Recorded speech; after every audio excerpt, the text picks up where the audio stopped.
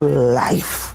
Voices from the Ghetto, when I hear Gil, I'm a pause. I just raise my own pause. I just raise my own pause. Okay. To be honest. Hey, it's only happening right here on Caribbean Insight. We're chatting with singing Sandra, the Calypso monarch of the Republic of Trinidad and Tobago for the year 2003. So let's go to the videotape. I lay down in meditation. I took a journey spiritually. My eyes beheld a vision shone clearly in front of me. Well, in the vision I saw an old man slowly beating a drum, humming a melody that was strange to me. Then he called me and said, Sandra, come. He arose and he showed me a country, beautiful everywhere, a land of endless bounty, and the riches beyond compare. There was enough for everybody, for all their material needs. But alas, when the old man showed me, my people, they were all overpowered with greed. And the old man beat his drum. The old man beat his drum. He said, take this melody, girl, go to your country, warn them of the wrath to come, and if you hear him, bye-bye, revelation time. This is revelation. This is revelation. I want them of the wrath. He gonna get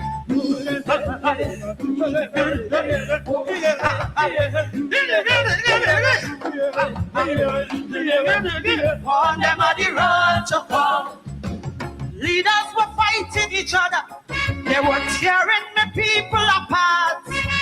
Friends who used to live happy together, now hatred filling their hearts.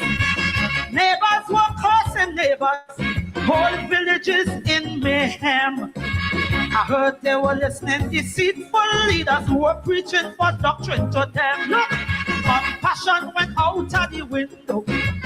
Deviousness reigned instead. Morality was low, but the people were spiritually dead. But the old man beat his drum. The old man beat his drum. He said, take this melody, girl, go to your country, warn them of the wrath. And if you hear,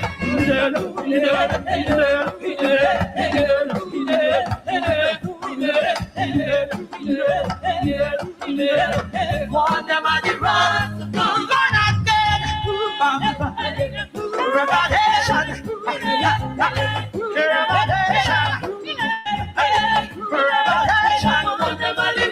You know what he tell me? He said, go tell it on the mountain, over the hills, and everywhere.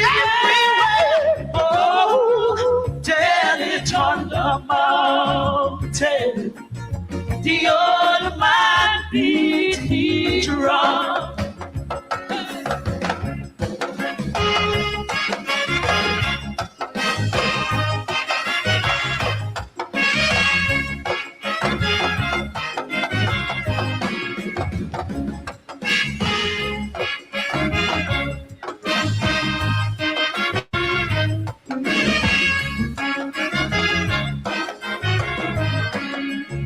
The youths were all in a quandary, no sense of direction. They lost all hope cause they just can't cope. They're already yet, but they're gone. They had no respect for their elders, no respect for themselves also. Their spirits were all in tatters and reading an all-time low. Then I hear them cussing the system, they're cussing the leaders too. But they were raping, stealing, shooting and looting, but they all had nothing else to do. The old man beat his drum. The old man beat his drum. He said, take this melody, girl, go to your country, warn them of the road to come on and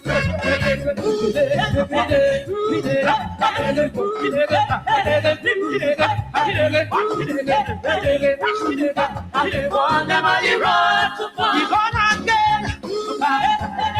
revelation time. This is revelation. This is revelation. Warn them of the road to come.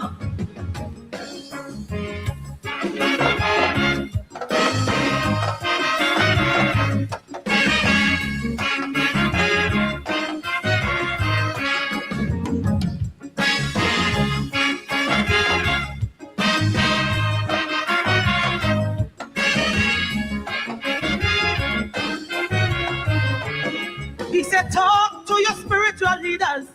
Tell them get on their knees and pray. To get rid of all these karmas that driving good spirits away. Then you tell me, talk to your fellow Calypsonians. Tell them stop the shame and disgrace. Encouraging people to get on and jump up and mash up the place. But behold, I saw the sunrise coming over the mountain range. The old man said that is a symbol of hope if people get serious and change. But the old man beat it drum. The old man beat it drum. He said, take this melody, girl, go to your country, warn them on the road. And if you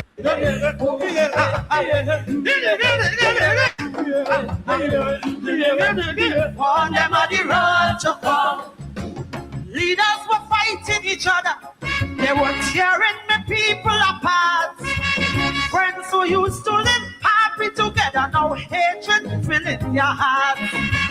Neighbors were cursing neighbors, whole villages in mayhem. I heard they were listening deceitful leaders who were preaching for doctrine to them. Look, compassion went out of the window. Deviousness reigned instead. Morality was low, low, low, but the people were spiritually dead. But the old man beat it drum. The old man beat it drum. He said, take this melody, girl, go to your country, warn them on the road. And if you hear,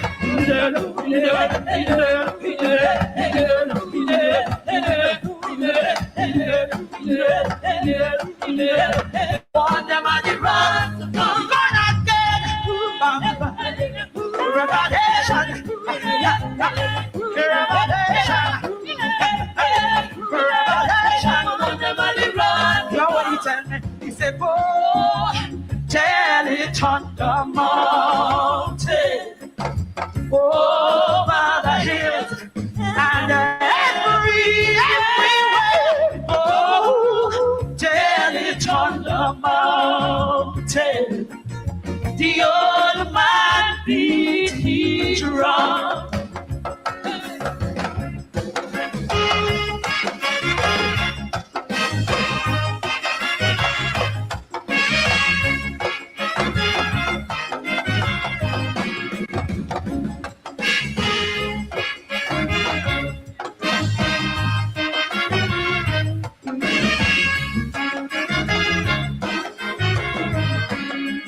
The youths were all in a quandary, no sense of direction. They lost all hope cause they just can't cope. They're already yet, but they're gone. They have no respect for their elders, no respect for themselves also. Their spirits were all in tatters and reading an all-time low.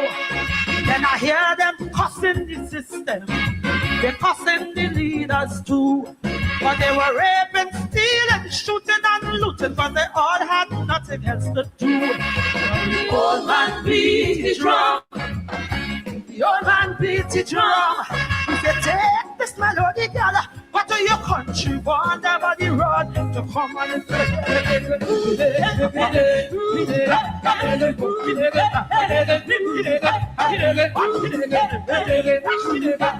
Warn them on the road to come. You're gonna get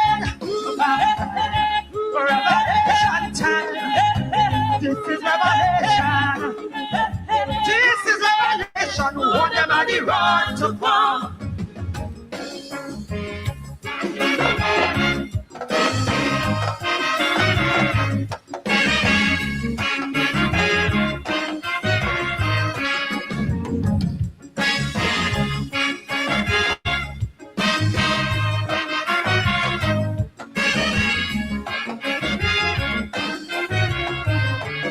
He said, talk to your spiritual leaders. Tell them get on their knees and pray. To get rid of all these karmas that driving good spirits away. Then you tell me, talk to your fellow Calypsonians. Tell them stop the shame and disgrace. Encouraging people to get on and jump up and mash up the place. But behold, I saw the sunrise coming over the mountain discouraged. The old man said that is a symbol of hope if your people get serious and change. But the old man beat the drum. The old man beat the drum. He said, take this melody, God, go to your country, warn them of the wrath. And if you do, I know you guys feel. The old man, the prophetic voice, singing Sandra, the prophetic tradition, the mountain top, Dr. King, the night before he died, also went to the mountain top, prophesizing. The old man beat the drum. A little bit of the Shango and mix up with the comfort and the Jamaican Pocomania. All that we brought with us. All that we brought with us.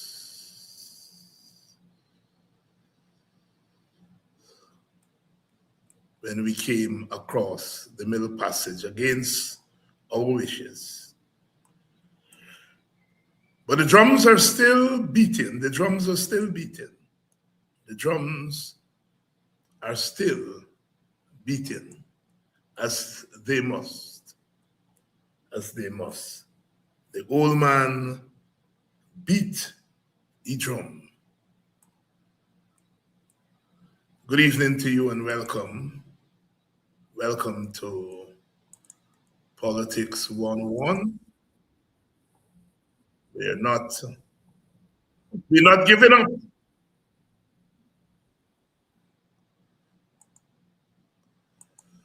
We're trying to get it right here. We're trying to get it right. We're trying to get it right. We're trying to get it right. We're not giving up. Here we go. The prophetic voice of singing Sandra there. The old man beat the drum. Go tell it on the mountain. Revelation time. Revelation time. Good evening to you and welcome to Politics 101 tonight, Wednesday night. We are here again, coming to watch ourselves, look ourselves in the face, look ourselves in the eye, and speak to the realities of our time.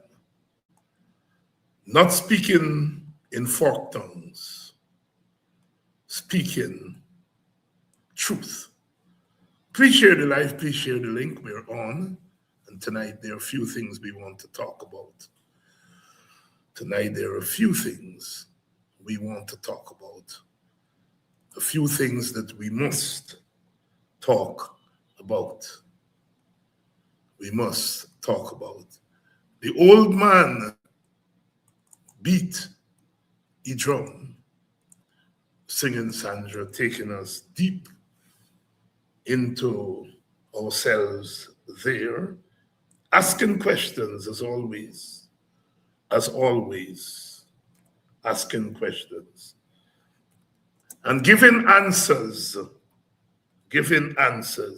Please share the link. Please share the link. We are in trouble, some people say.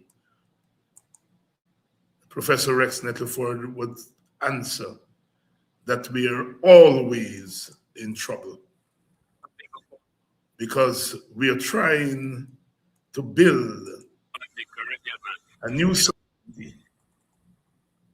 We are trying to build a new society. And so we are constantly having to face questions and to answer those questions, difficult questions. And one of the reasons we elect leaders is that they have to confront the questions of our time. The questions of our time. I am following very closely our government's positions that they're taking on domestic issues and regional issues and global issues. Our president recently met with President Trump of the United States of America, along with the Prime Minister of Trinidad and Tobago, and the question of Cuba came up. And I'm noting our government's position. Our president said that the status quo in Cuba must go. And I'm asking, what about the status quo in Guyana? What are the sins of the status quo in Cuba that it must go? And what are the sins of the status quo in Guyana? That's my question to my president. What about the status quo in Guyana, President Ali? What about the status quo in Guyana, President Ali? I want to know. You see, when you take positions, you have to be able to defend those positions. You have to be able to explain those positions. You have to be able to explain those positions to your countrymen and women.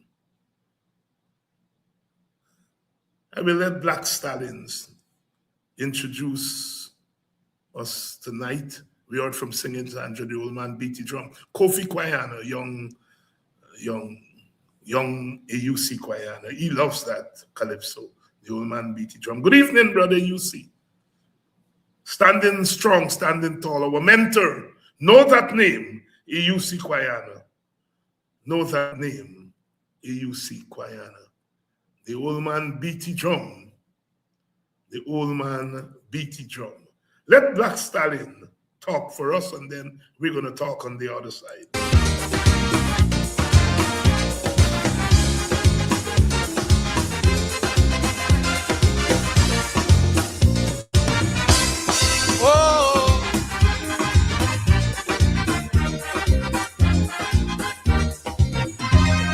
The private of federation, the whole thing and in confusion. Curriculum and character, but somehow a spelling disaster. Mr. West Indian politician, I mean you went to big institution, and how come you can't unite 7 million? When a West Indian unity, I know it's very easy. If you only rapture your people and tell them like me, there is one race from the same place, that make the same trip on the same ship. And so we must put one common intention for a better life in the region. For we women and we children, that must be the ambition of the Caribbean man, the Caribbean man, the Caribbean.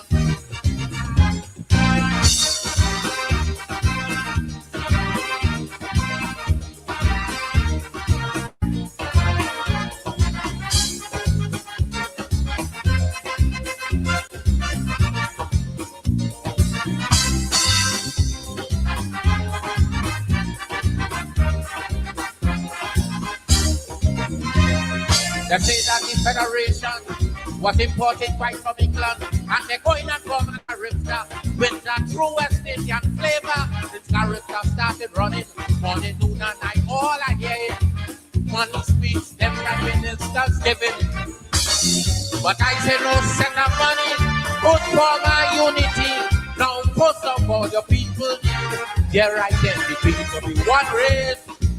From the same place, that make the same trip. Sure. So we must push one common intention for a better life in the region. For we women and we children. That must be the ambition of the Caribbean. The Caribbean man, the Caribbean man.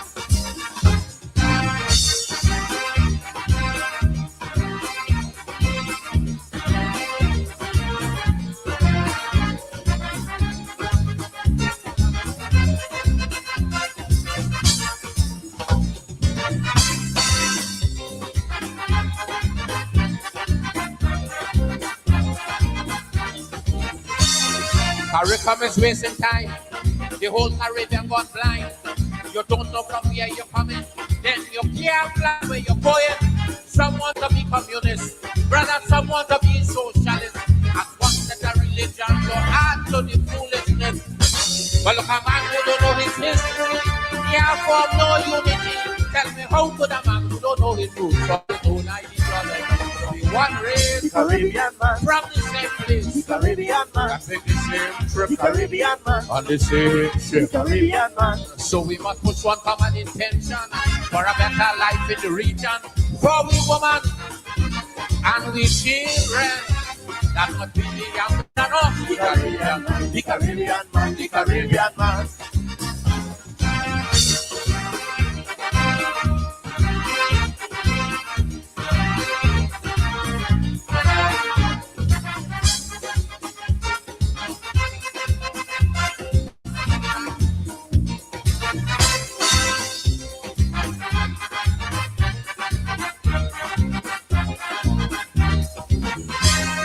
The Federation done dead, going to bed, but the cult of the Rastafarian spreading through the Caribbean. Rastas now in Grenada, Rastas now in St. Lucia, but to run yes, you get in pressure. If the Rastafari movement spreading and Caribbean dying slow, then there's something them Rastas on that. Cause it is not race from the Caribbean man. I pick the same trip, Caribbean man, on the same ship. Caribbean man. So we must put one common intention for a better life in the region. For we women and we children. That must be the ambition of the Caribbean. The Caribbean man, the Caribbean man.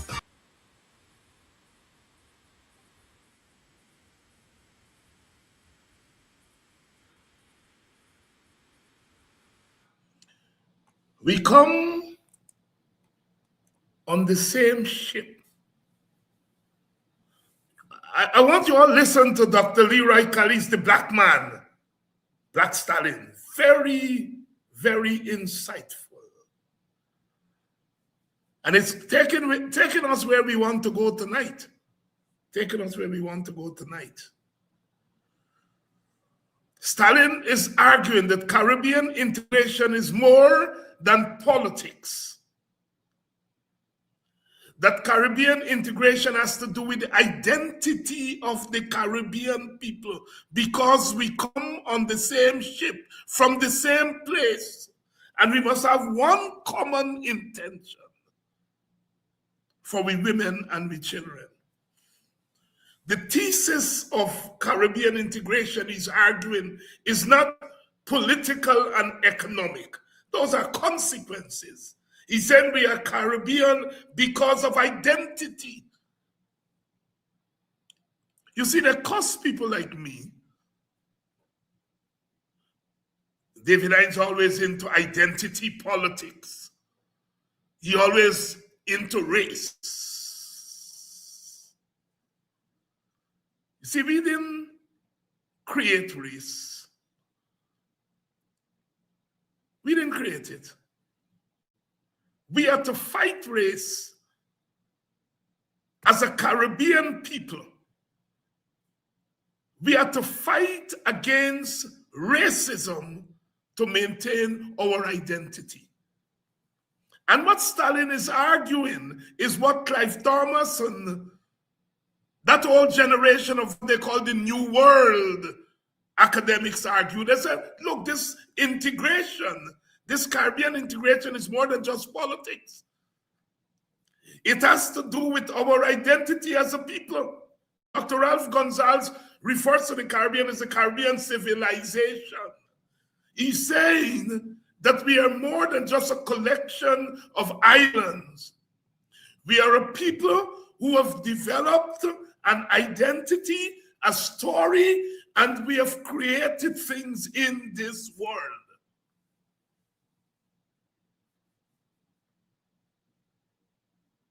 And you see, if you're guided by that notion of Caribbean integration, then you see the world differently.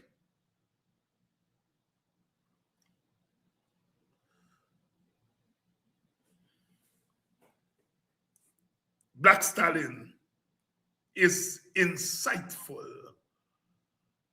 Caribbean integration is not primarily economic and political, it's cultural.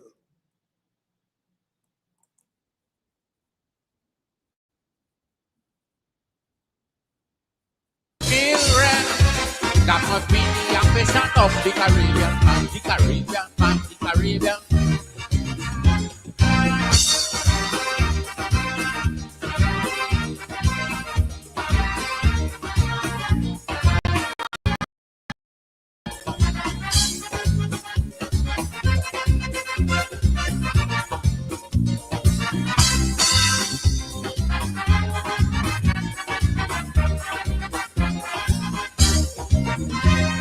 They say that the Federation was imported right from England, and they're going and come a character with that true West Indian flavor. This character started running for noon and night. All I hear is money speech, them prime ministers giving. But I say no set of money, good for my unity. Now first of all, the people need their identity to be one race from the same place. Caribbean man.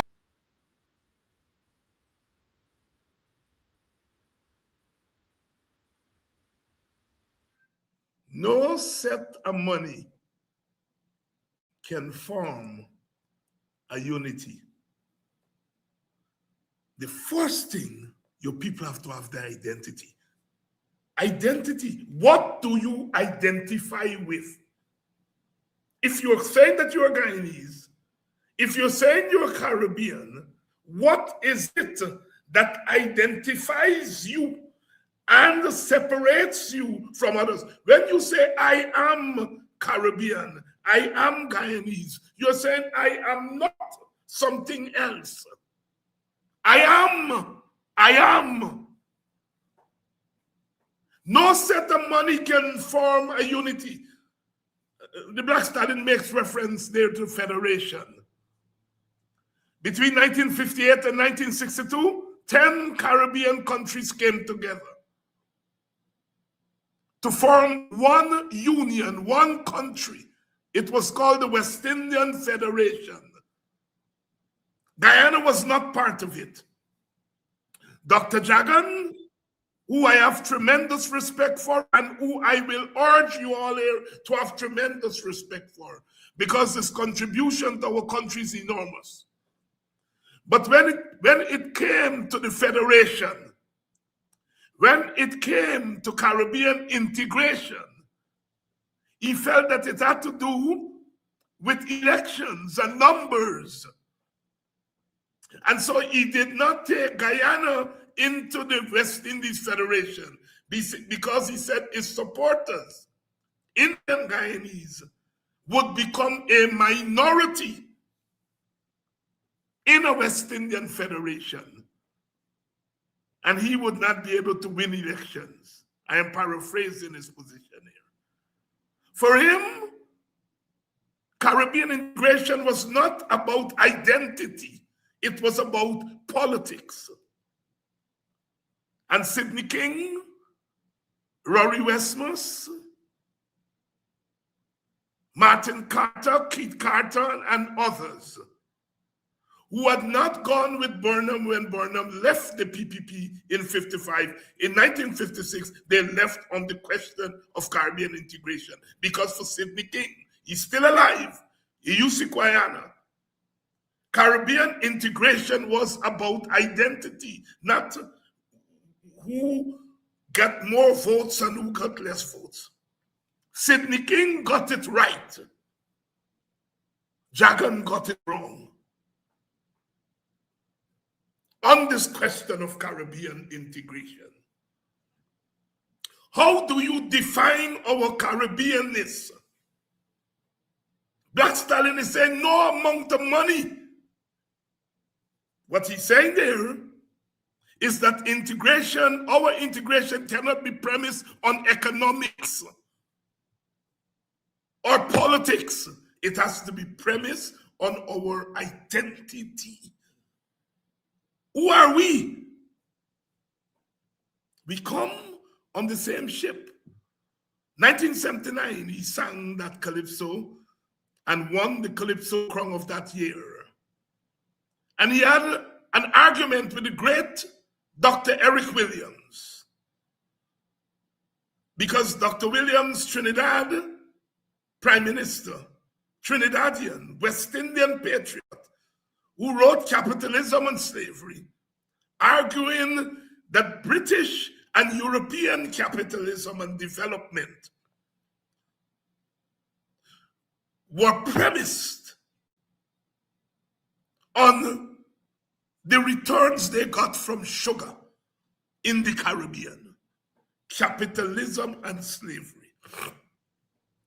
That what we call European capitalism, the capital for that capitalism came from slavery in Guyana and the Caribbean. This is Dr. Eric Williams.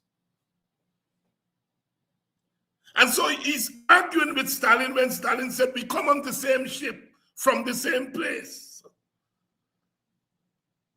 Trinidad Prime Minister, who ought to have understood Stalin, he said, well, Black Stalin, what about others who didn't come on that ship?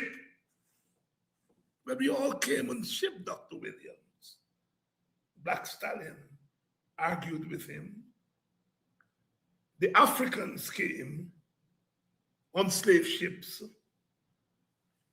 The East Indians and Portuguese and Chinese came on indentureship ships.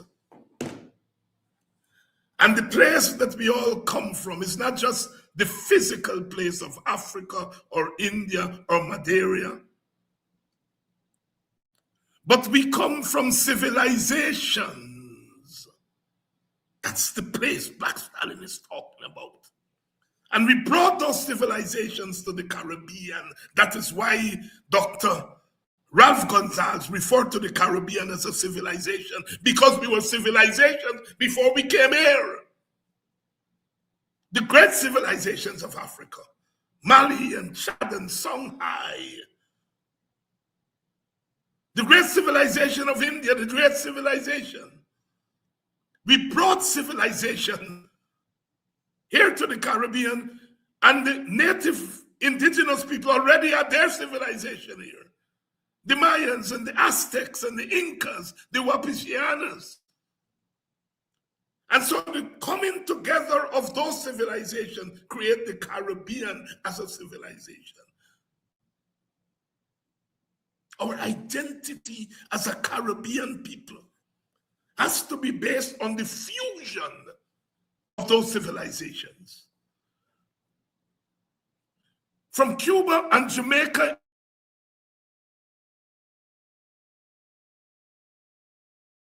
in the north,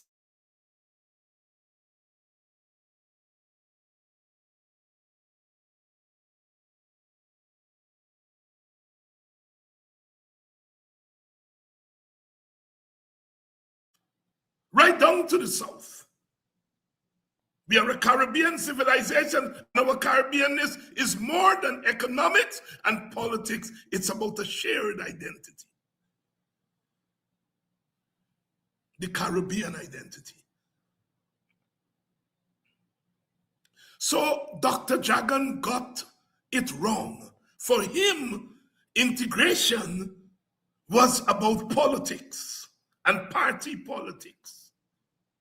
And for Guyana, God bless him, integration was about identity and our shared civilization. I want you all to get me right, because what we are doing is teaching. We are a civilization. And you may have heard these things, but we are going to learn them as a people. That is why you all invested in people like myself to read books and sit in classrooms so we can articulate our shared history and put them in the public space as I'm doing here. Dr. Jagan got integration wrong, says Black Stallion. No set of money, no set of votes can form a unity. You got to rap to you people about their identity. I am happy. I am grateful to be a disciple of AUC Kwayana.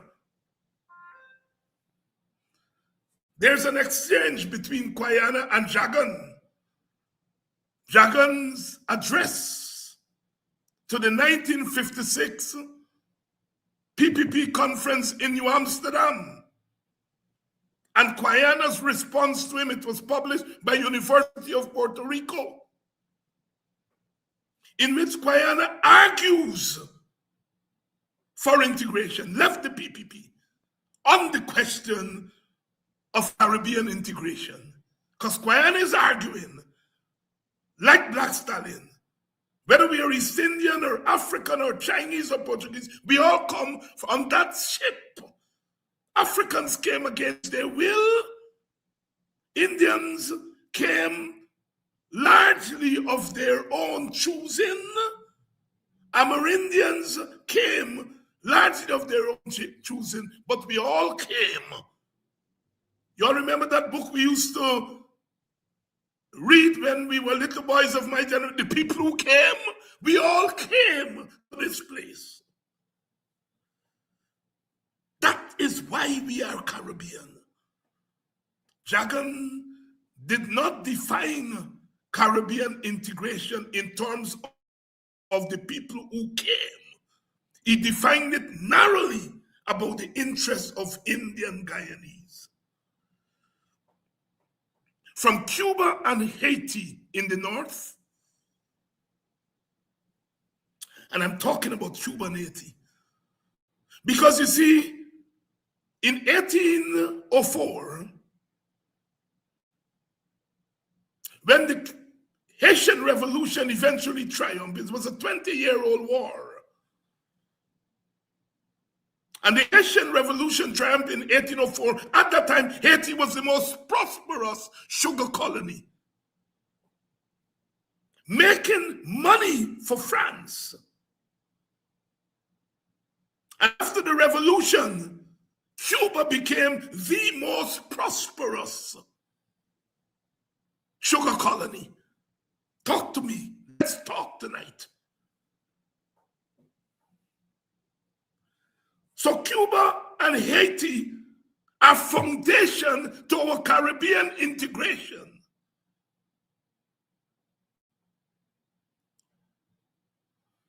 Jagan got it wrong. And I'm not saying this to denigrate Jagan. Politicians get it wrong all the time. Jagan had a narrow definition of integration. Kwayana had a broader, more cultural definition of Caribbean unity. That Caribbean integration is not just based on economics and politics. More importantly, it is based on culture.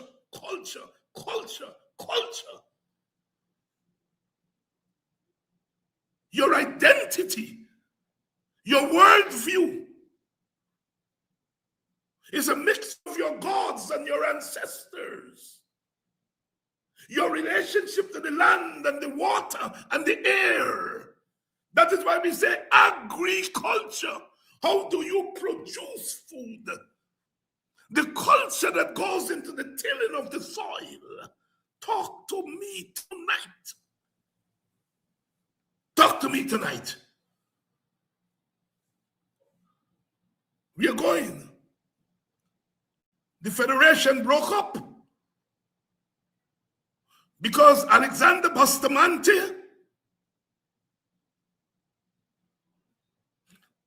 a mulatto in Jamaica. Like Jagan, he saw integration in money terms. He felt that if we became one Caribbean country, Jamaica, which in numbers had the most prosperous economy among the countries in the Federation, Jamaica had broken with sugar. As Takumo Gunse said the other night in Buxton, King Sugar destroyed us, torn us asunder, tear us asunder. Today we are dealing with King Oil. I'm coming there, I'm getting there. You see, Jamaica broke with sugar. And it had moved into bauxite and tourism and banana. But the majority of its resources came from bauxite, calcined bauxite. Jamaica, Guyana, and Suriname had the most of the calcined bauxite, which was in demand because they needed bauxite for warships and all the other warplanes and so on. And so Jamaica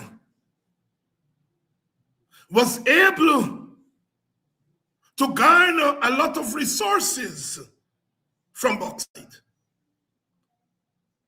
And on paper, it had the most thriving economy. Never mind the resources that came in from the bauxite went to at most 20 families. But in those days, the Jamaican dollar was stronger than the American dollar.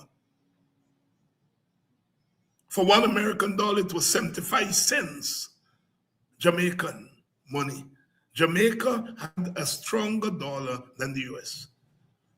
And so Bustamante said that if we became one country, all the people from Guyana and Trinidad and the rest of the Caribbean would flock Jamaica.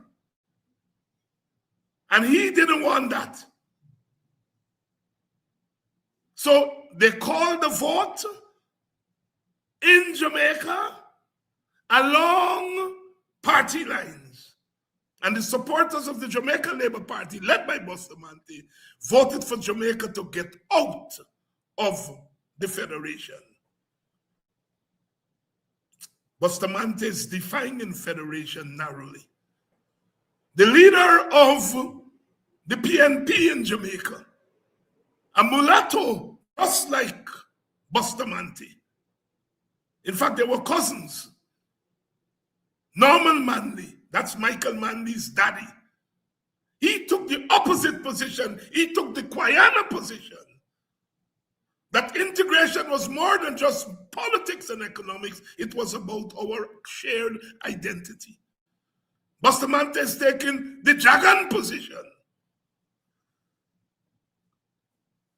Jagan didn't take us into the Federation, didn't take Guyana, and Bustamante took Jamaica out of the Federation. Let me repeat myself. Jagan didn't take Guyana into the West Indian nation that was being put together. And Bustamante took Jamaica out of the West Indian nation that was being put together in the form of the Federation. Guyana argued that Guyana ought to be in the Federation and parted with Jagan on that issue.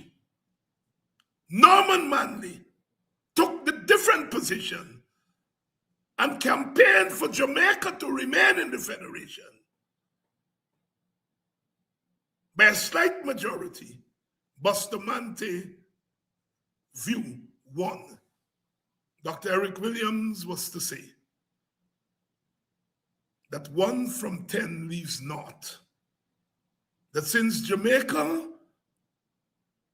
had the most thriving economy of the Federation countries, Jamaica's exit in effect meant that the attempt at a West Indian nation was stymied. 1 from 10 leaves nothing. And so we went to independence, not as a West Indian nation. We went to independence as mini nations, Jamaica and Trinidad and Tobago in 1962, Barbados and Guyana in 1966, and the others followed. Haiti had been independent before. Cuba had been independent before. We are one family.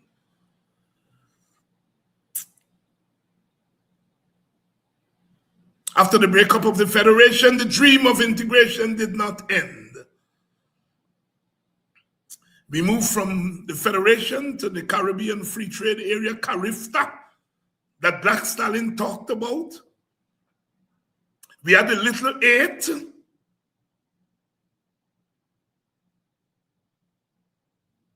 Those were the 8 Eastern Caribbean countries.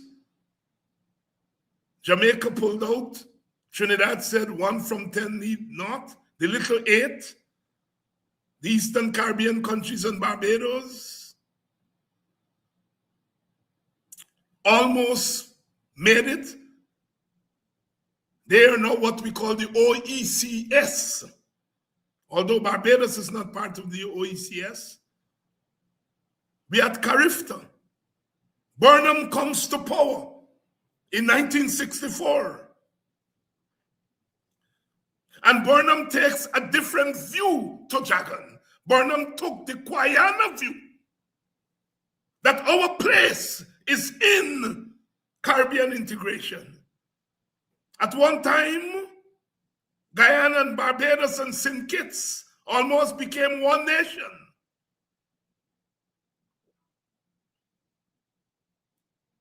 We moved from CARIFTA to CARICOM in 1973 with the signing of the Treaty of Chaguaramas.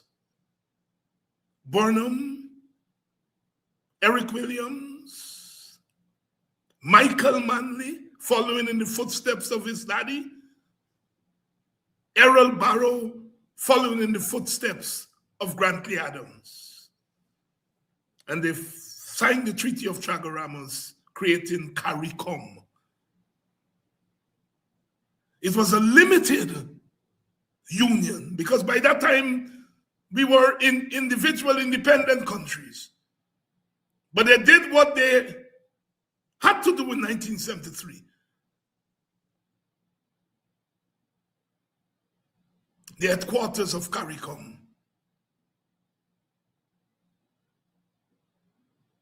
was created and built in Guyana and still is in Guyana. Burnham takes a different position from Jagan. He integrates Guyana into the Caribbean family in a formal way. I am not arguing here tonight whether Burnham was better than Jagan. I don't get into that kind of trivial nonsense. I am saying here are the positions. We have 3 of our founding brothers. I don't like the idea of founding fathers. 3 of our founding brothers. Sidney King, Forbes Burnham, Cheddi Jagan. 2 of them takes a broad panoramic view of Caribbean integration. 1 of them takes a narrow view. I'm moving. 1973. CARICOM comes into being. A limited union based on economics and politics. Burnham argued and sponsored Carifesta in 1972, preceding the 1973. So Burnham is thinking about culture as a way of holding our Caribbean together. The culture that Black Stalin talks about. It is that thinking that gave rise to Carifesta in 1972.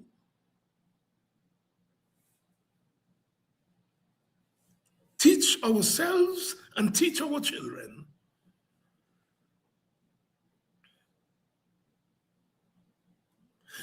Let me fast forward from 1972 and 1973. We're not so fast. Because in 1973, something important happened. You see, when Guyana and Barbados and Trinidad and Jamaica and Tobago and St. Lucia, and when we became sovereign countries, independent countries, we entered a world that was not created for us.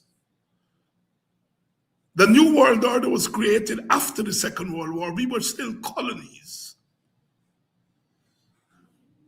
And they created that New World Order for the so-called victors of the war. And we became independent in that world. And that world order was hostile to the notion of fundamental change. Last night I talked about revolution, meaning fundamental change, upturning an old order and replacing it with a new order. A revolution is not something that happens every day. A revolution is broader than the physical geographical space that the change occurs. In an age of revolution, in the 18th century, we had the French Revolution, the American Revolution, the Haitian Revolution, and the Berbice Revolution, 1763, even preceding the 1776 American Revolution and the French Revolution, when Kofi and his brothers and sisters took over the colony of Berbice for over a year. It was a revolution. They held the colony for a year. That age of revolution. The battle cry of liberty, liberty, liberty, freedom.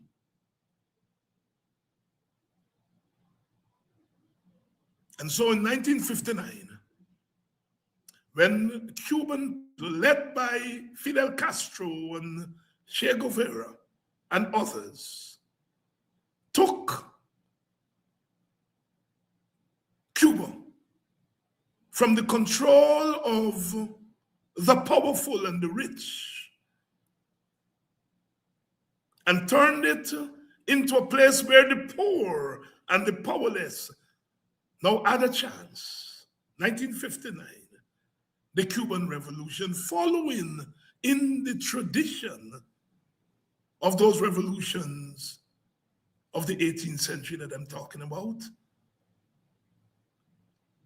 Our independence was also revolution, starting in the 1930s with what they call the 1930s riots, where the people of the English-speaking Caribbean, from Jamaica and Barbados in the north to Guyana and Trinidad and Grenada in the south, rose up and threw off the yoke of colonialism.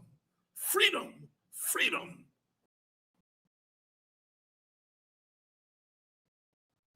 Or a revolution also. And so the Cuban Revolution was not just about a few men going on an expedition. The Cuban Revolution was about the question of freedom and liberty. So was the Nicaraguan Revolution and the Grenadian Revolution of the 1970s. It was about people of the Caribbean doing as like the people of the 13 original colonies that became the original 13 states of the United States, crying out and rising up for freedom. What do they have in common? The Cuban Revolution, the Canadian Revolution, the Nicaraguan Revolution, the French Revolution, the American Revolution, the Haitian Revolution, the Bourbonnais Revolution of 1763. What do they have in common? It's about ordinary people living under the yoke of oppression, rising up and saying, we want to be free and we will be free. That's what all those revolutions have in common.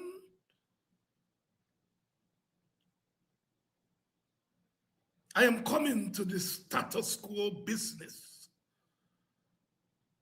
America today is the product of the American Revolution of 1776. When America declared independence from Britain, took up arms and rose up and formed the American nation, which is today the greatest military nation on earth.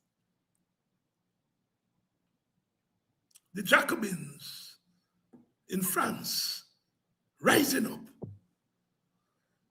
C.L.R. James was to write that famous book, The Black Jacobins. He's saying, just as the Jacobins in France rose up for liberty, so Toussaint Louverture and Dessalines and others rose up for freedom too, and he called them the Black Jacobins.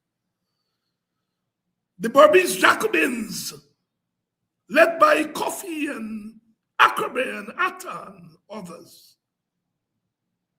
The American Revolution, the French Revolution, the Cuban Revolution.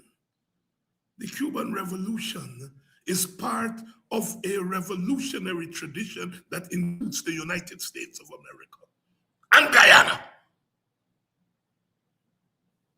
So when my president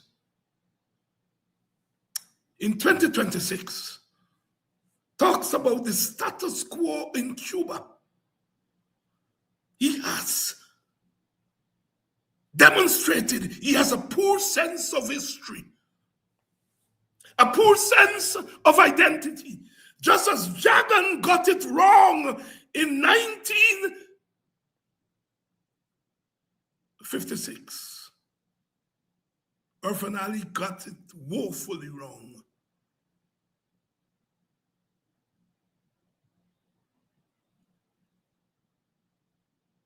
The American developed its own political system.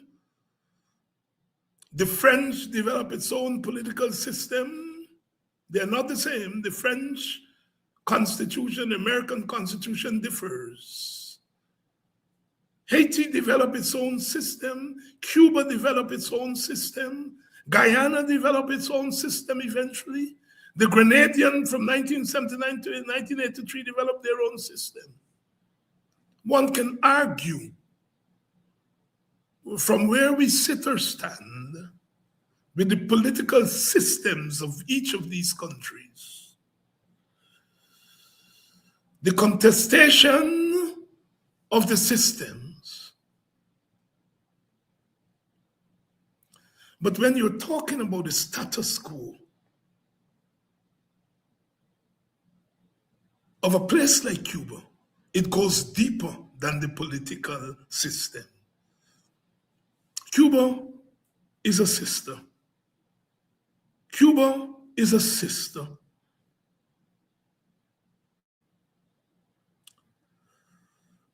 When the Cubans, after we normalized relations with Cuba in 1973, I'm going back to 1973 now, because just as we are signing the Treaty of Chaguaramas, Burnham and Manley and Williams and Barrow are normalizing relations with Cuba. Because you see, the world that was not created for us excluded Cuba. And those four leaders of those four countries decided in 1973 that they are now going to include Cuba because Cuba is family, the family that Black Stalin is talking about.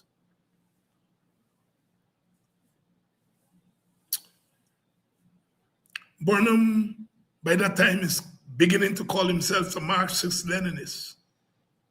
Eric Williams never gave himself a label.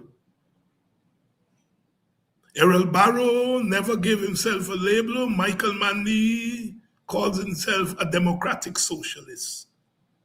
But all of them had one thing in common.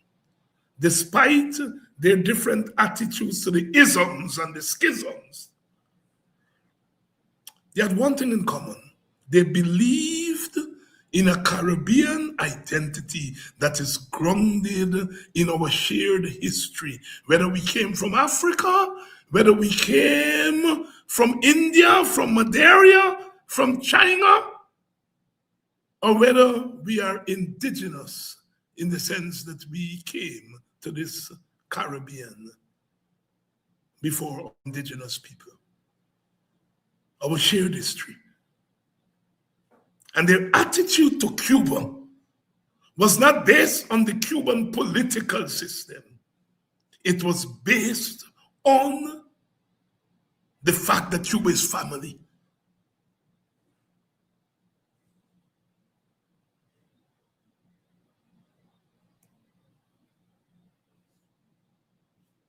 We got Comfort, the Eastern Caribbean, they got Shango, the Jamaicans got Pop, the Cubans got the Yoruba, Orisha, Santeria, the Haitians got it all. Identity, identity. And so when my president goes to America and said the status quo of Cuba must go, I condemn him. I don't care about Ali's politics.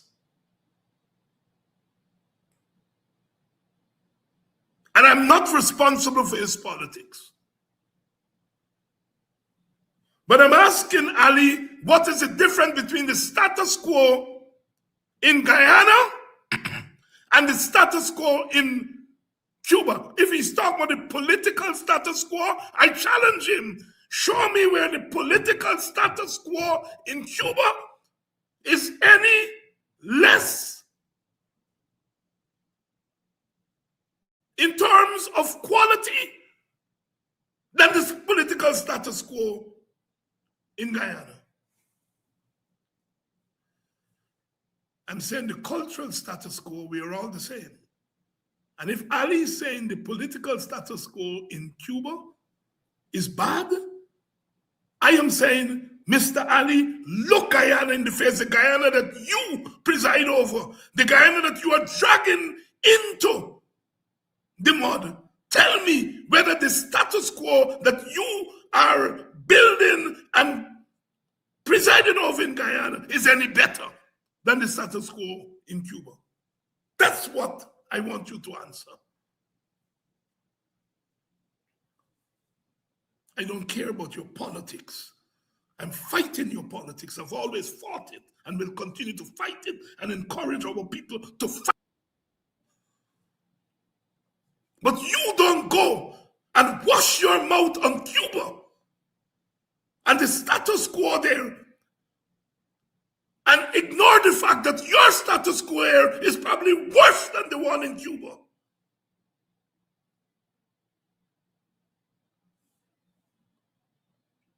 If they don't have free and fair elections in Cuba and you figure that is so, then say so. But look yourself in the eye and say whether you are not the product of rigged elections in Guyana. And if the status quo in Cuba must go, the status quo in Guyana must go. Talk to me tonight. And I'm talking to you because I could talk to you.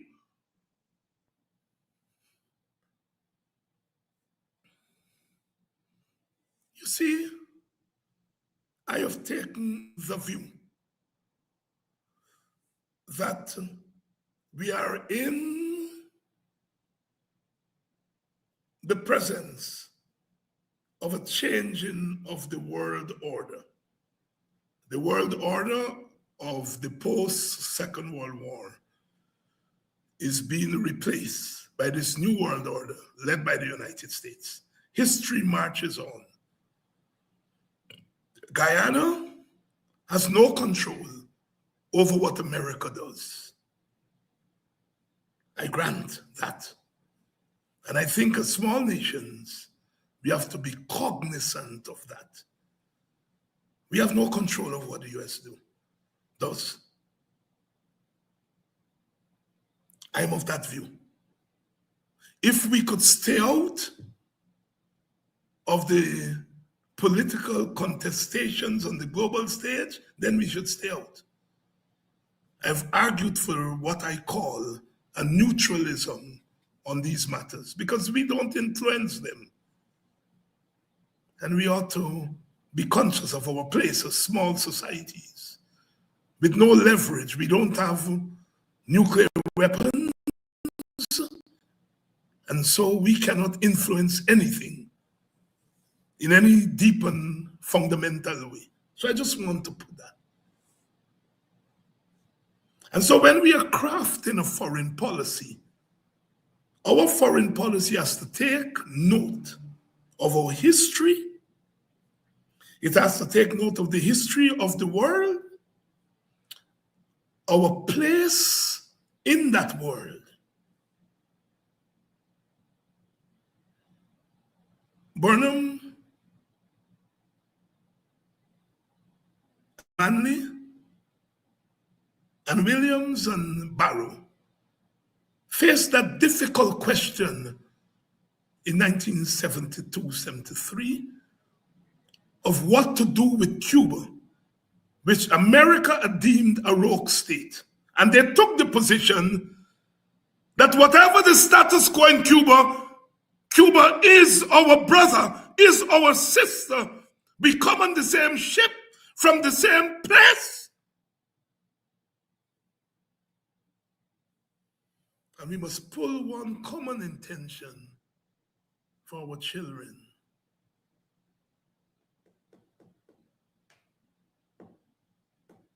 The PPP of today has no backbone.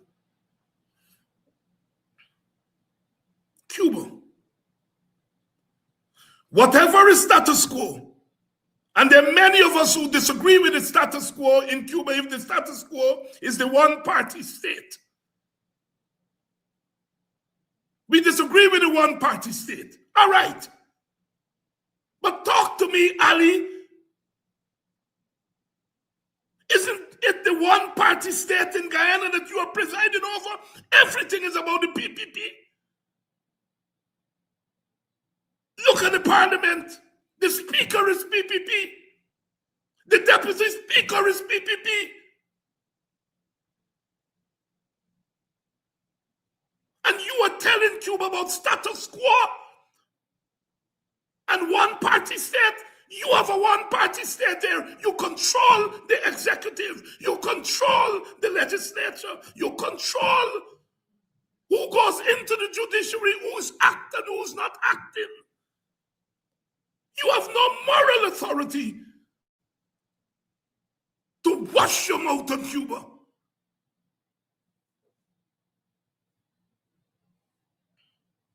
You see,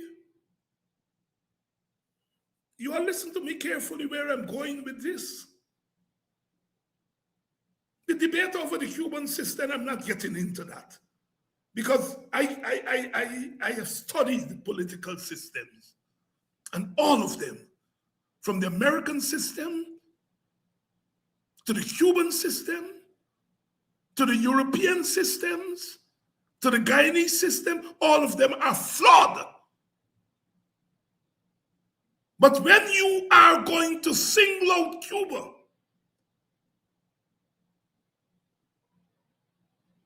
not the US, I understand why the US is singling out Cuba. I have no control over that.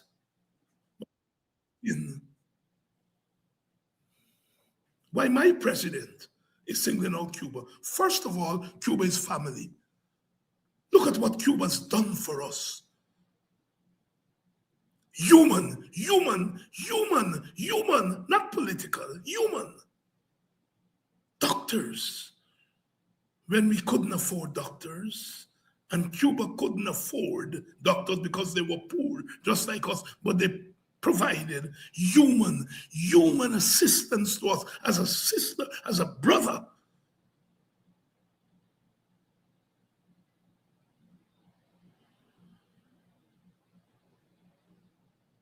I don't care. America will always see Cuba in the way it is seen Cuba because they have a history of antagonism. The Americans and the Russians almost went to war in 1962, the Cuban Missile Crisis. So there's a history between Cuba and the United States. I am not surprised that the United States, in this emerging new world order, is taking a hard line against Cuba. But I'm asking, why is Guyana taking a hard line against Cuba? That's my question here tonight. And President Ali saying, because of the Cuban status quo, and I'm asking again, how is the Cuban status quo? How is it? In essence, any different from your status quo in Guyana? In fact, I'm making a value judgment that your status quo is even more rotten than the Cuban status quo. The Cubans don't have 58% poverty. Talk to me. You are presiding over 58% of poverty in this country, and you are telling me about the Cuban status quo. I hear them talk about realism in international relations. I know something about international relations. I studied it. I taught it. And the realism is that each country looks after its interests. All right, fair enough. America is looking after its own interests in relation to Cuba. That's realism. And the argument is Guyana is looking after its own interests. Ask, what is Guyana's interest? I know what the American interest is. What I'm asking is, what is Guyana's interest? This realism that I hear some chatty talking about. Tell me, what informs this realism by Guyana? What is Guyana's interest? What is Guyana's interest as far as foreign policy is concerned? What is Guyana's interest? I heard them talking about it on the BBC thing. And that BBC story and so on.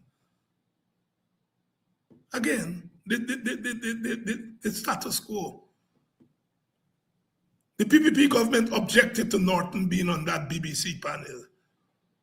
They objected to Anand Prasad, the Stabrook News editor, being on the panel. They said they're partisan.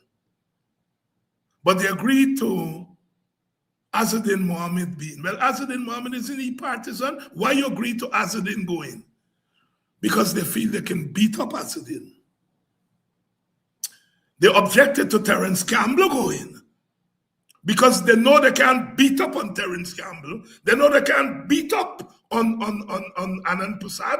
They know they can't beat up on Aubrey Norton. So they objected to them going. They said they're partisan. Well, isn't Azzeddin Mohammed partisan? Why you wanted Azzeddin to go on the BBC thing? but you feel that you can beat up an Azzadin. And when Azzadin smelled the rat and said, I ain't going to fall, you beat up on me, I don't know nothing about you all foreign policy and Cuba and so on. I ain't in the league yet. He sent his lieutenant, Sarabo, Tabitha.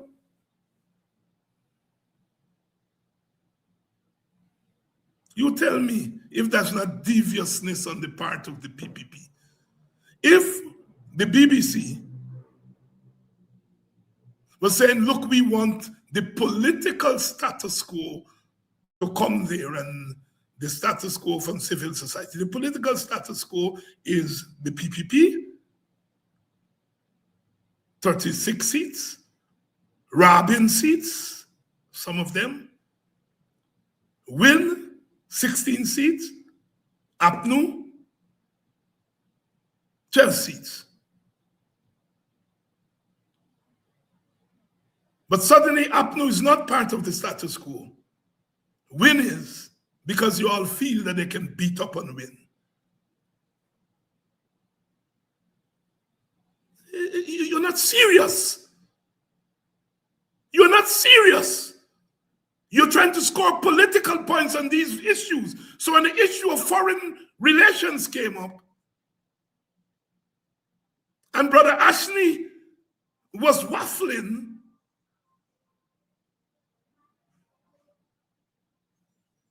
and they went to Win and they went to the others,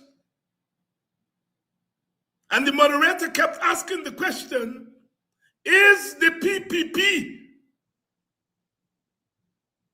being ungrateful to Cuba?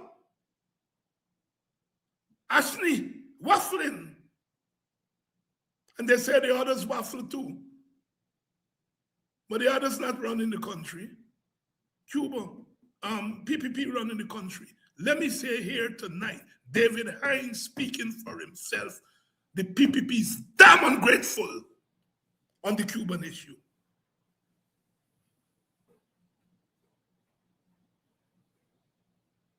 There's nothing the Guyana government can do to stop what America wants to do to Cuba. There's nothing. And if President Ali is saying that, I'm with you. There's nothing you can do.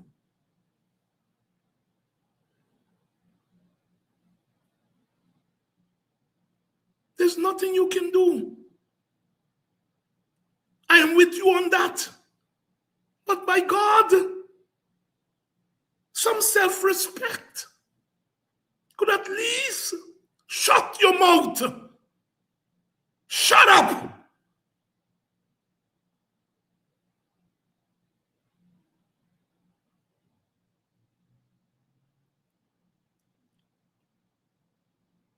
Give the standard answer. Cuba is my brother. Cuba is my sister. The people of Cuba are my brothers and sisters. And at the end of the day, what happens in Cuba ought to be the business of the people of Cuba. At least you could say that. The status quo in Cuba must go. The status quo in Guyana got to go to. Got to go to.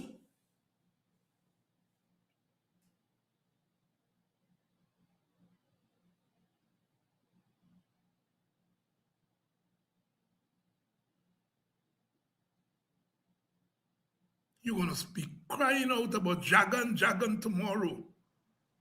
And what Jagan built in terms of fraternal relations with Cuba, you could not even say Cuba is my brother.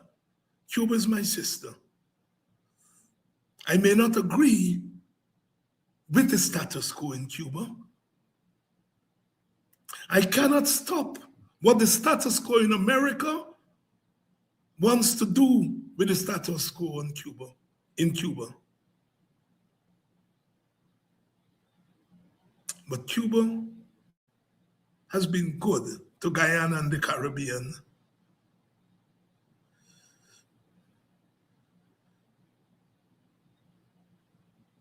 Don't tell me about political realism. and that your foreign policy is driven by your interests. I'm with that. That's what the realism is. But I want you to tell me what is driving Guyana's realism. That you're telling me political realism from a Guyana standpoint must mean throwing your friends under the bus when you don't have to. Then the PPP is going to throw the rest of Guyana under the bus too to save its ass.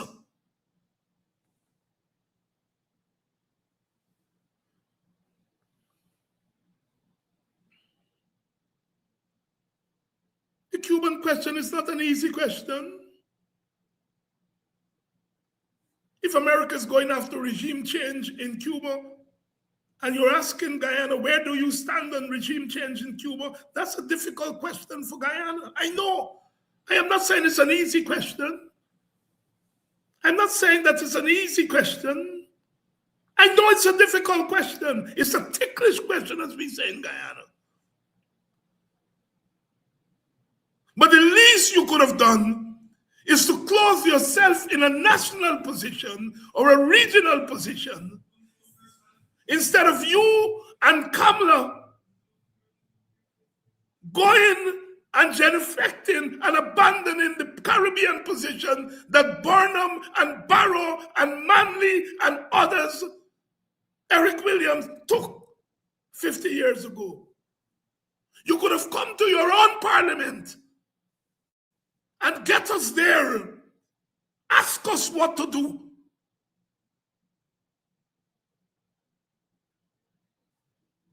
I'm not advocating to be hostile to America. That would be suicidal for our government to take a hostile position to America. No, it's suicidal. Nobody has to tell me that. I know that. And I wouldn't advise my government to do that. But it's equally suicidal to abandon your brother and sister, your blood brother and sister. We come on the same ship from the same place. It's equally suicidal to do that. I shall not, will not advise you to fight America on the Cuban question, but I will also not advise you to abandon, from a moral standpoint, our brothers and sisters.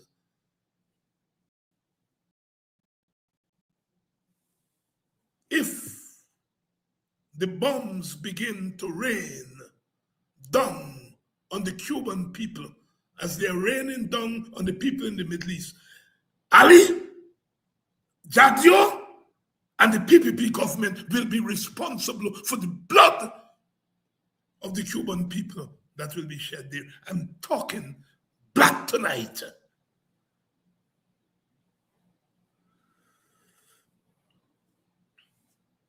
Stay out of the fight. I'm with you there.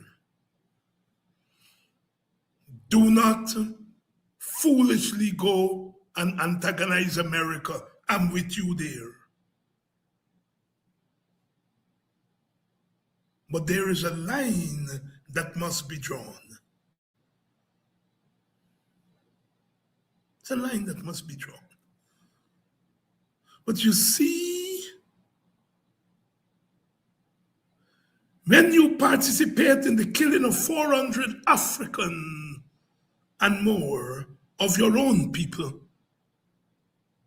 then you have no value for the Africans and non-Africans in Cuba. When you slaughter your own people,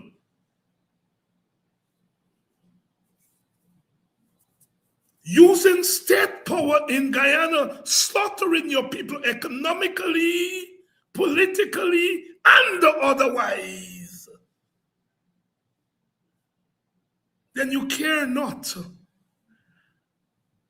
about the people of Cuba or anywhere else. All you care about is the PPP survival.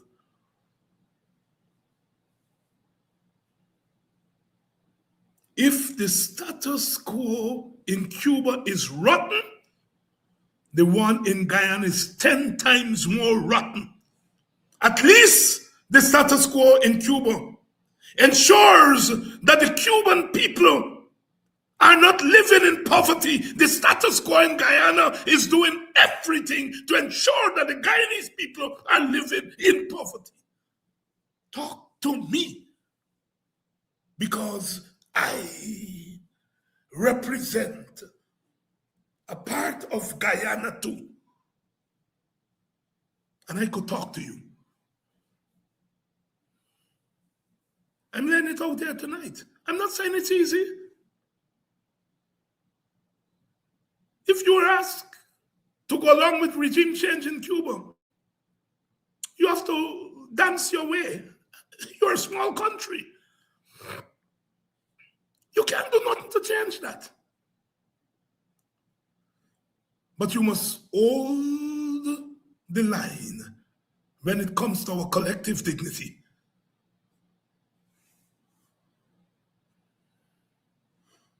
The Americans they're not foolish. They understand the country that you're in. They understand it. Just as they understood the country that Eric Williams and Barrow and Burnham and Manley were in. But after all that we've done to survive a hostile world, you just act in this shameless way?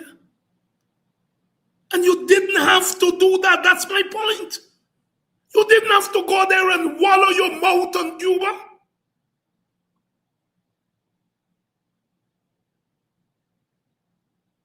I happen to disagree with the one-party state in Cuba.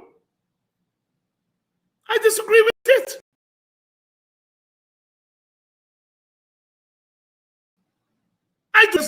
I disagree with the single dominant party in Guyana. Because although we're not a one-party state, we have a single dominant party in Guyana, which is not qualitatively different from the one-party system in Cuba. I disagree with the political system in Cuba, the one-party state. My party has never embraced that.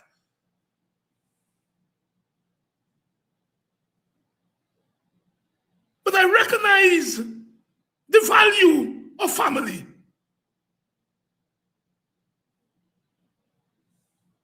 And if we're talking about reforming the political status quo in the world, then all of us must come under the microscope.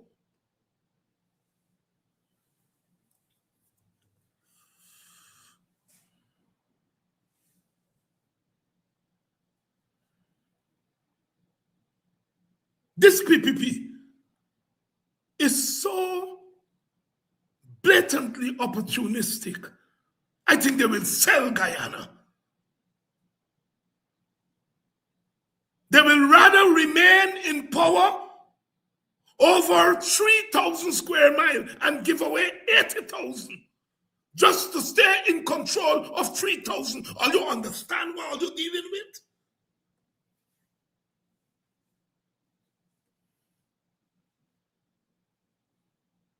Are you understand what you are dealing with? I have never seen a more opportunistic government than this one. And they don't have to be.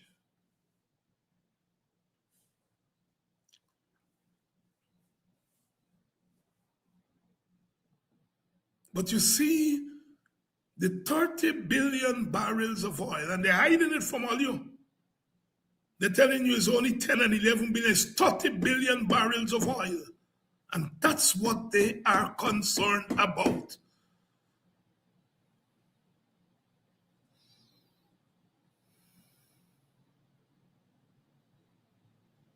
Sisters and brothers, sometimes we stray because we are caught up in the surface of things. I think I said earlier in this week that what the APNU has, the condition of the APNU, we had a setback, an electoral setback. But we are not diminished politically. And some of you all are getting into that nonsense. Instead of lifting us up so that we can continue to fight all kinds of nonsense, who too black, who too ugly. And that's where the PPP has driven us. And some of you all are acquiescing to it. While they go on the world stage and sell us out.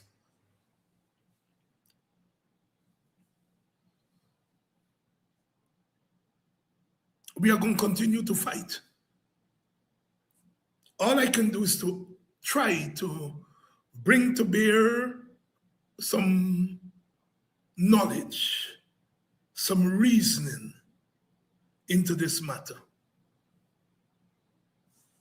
I understand the difficulty, the government, the PPP government, the Trinidad government, the Jamaican government. I understand the difficulty they're in.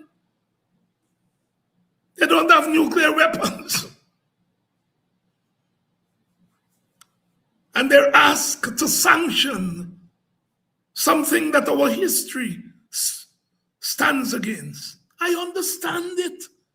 But come to your own nation and say, it's a difficult time. Let us all reason this thing through. And let's take a national cultural reaction. Not a stupid reaction. A national cultural reaction that takes into consideration our own history, our own place, our own survival.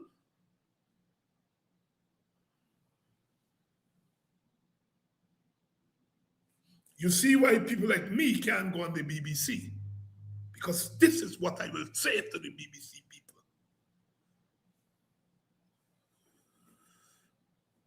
This is what Terence Campbell ought to have said if he had gone there in the BBC. We have to be creative.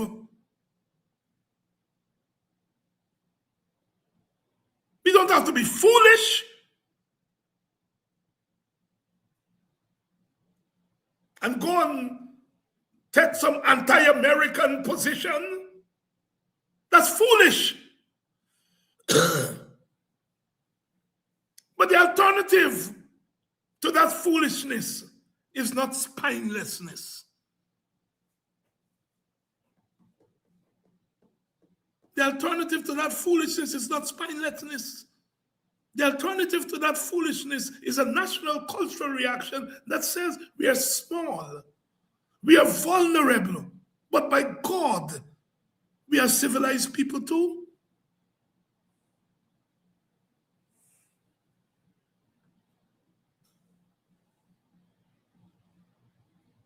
I don't want the PPP to lead me anymore. I never did before.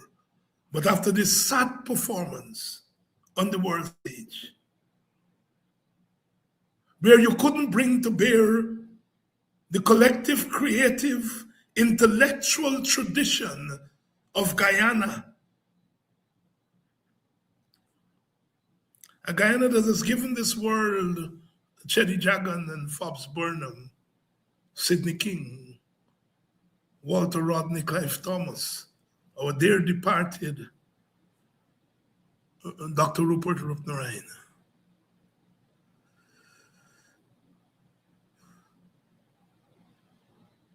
We have given this world a Clive Lloyd with a bat in hand becomes majestic. We have given this world a Lance Gibbs with a ball in hand becoming the supreme maestro.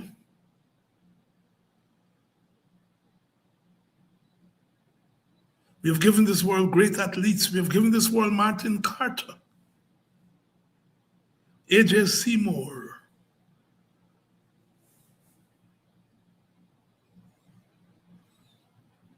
We have given this world civilization.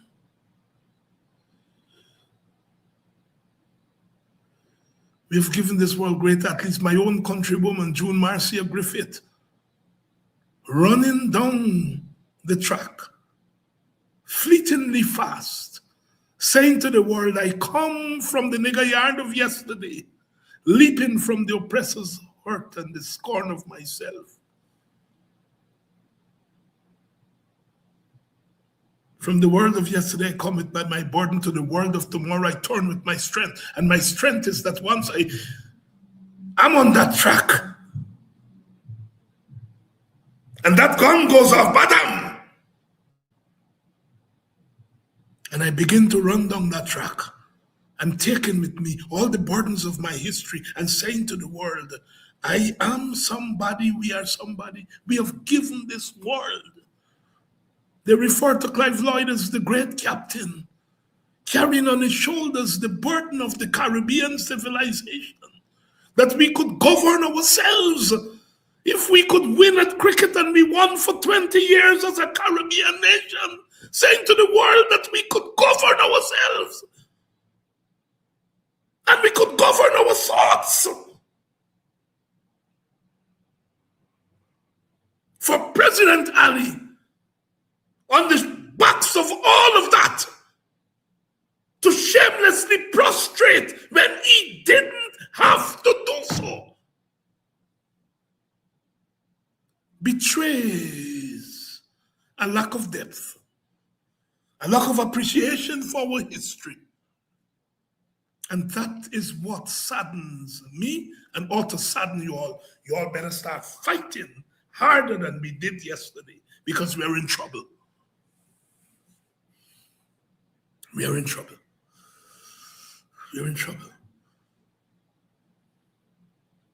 This ultimately is not about Cuba.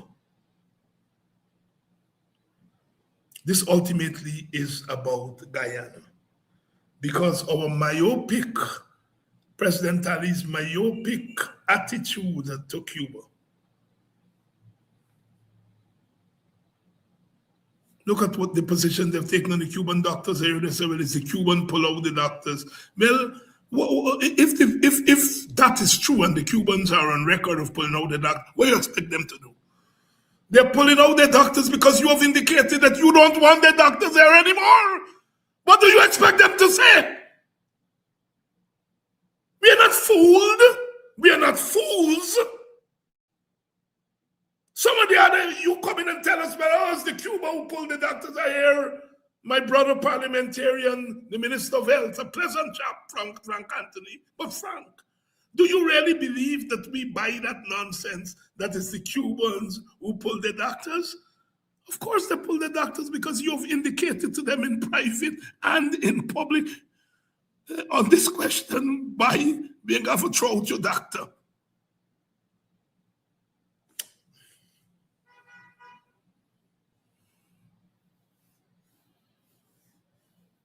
We shall still rise. We shall still rise.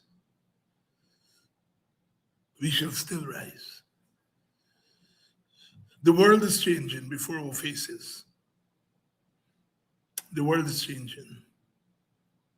Whether it's in the Middle East or here in our Caribbean, the world is changing in a blatant way. And as I said, the small states, there's not much we can do to stop that. There's not much we can do. You know, there is not. America wants to blast the world apart as it is showing. It can do that. We can argue it's wrong. We can argue the way in which they're doing it. But the realism that they're talking about is that they're going to have their way. That is what power does.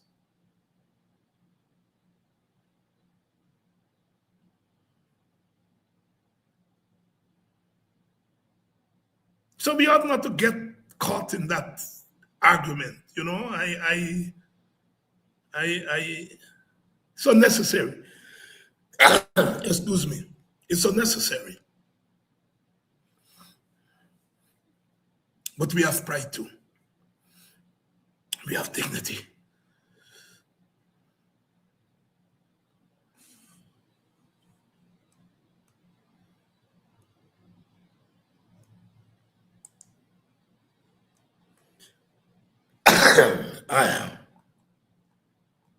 We have pride. We have dignity.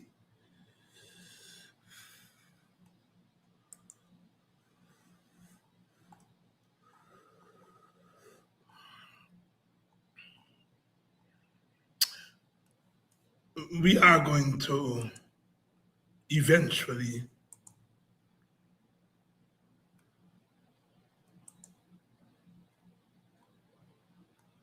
make it to the other side of the river.